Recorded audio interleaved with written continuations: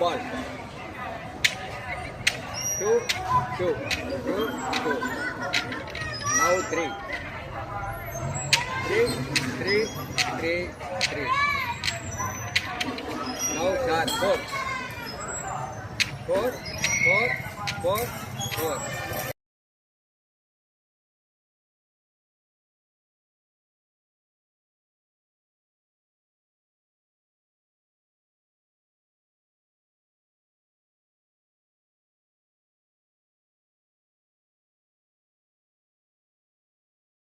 ஒத்திசைவு கோட்பாட்டின்படி சம அளவு நீளம் கொண்ட இரண்டு விசைகளில் ஒரு விசை நகர்த்தும் போது இன்னொரு விசை தானாகவே நகரும், நம்ம நகர்த்தவே வேண்டாம்.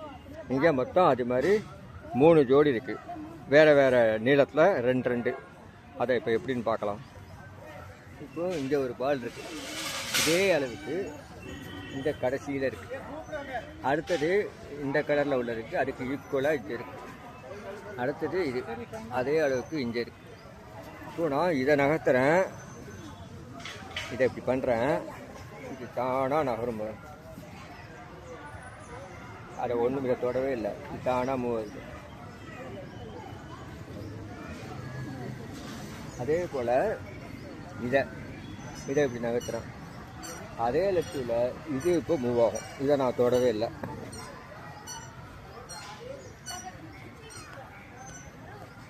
இது எப்படி மூவ் ஆகுது, அதே மாதிரி இதை இப்படி பண்ணினா சம அளவு உள்ள இன்னொரு லென்ஸு அது தானாகவே இதுக்கேற்ற மாதிரி ஆகும். தான் ஒத்திசைவு கோட்பாடு.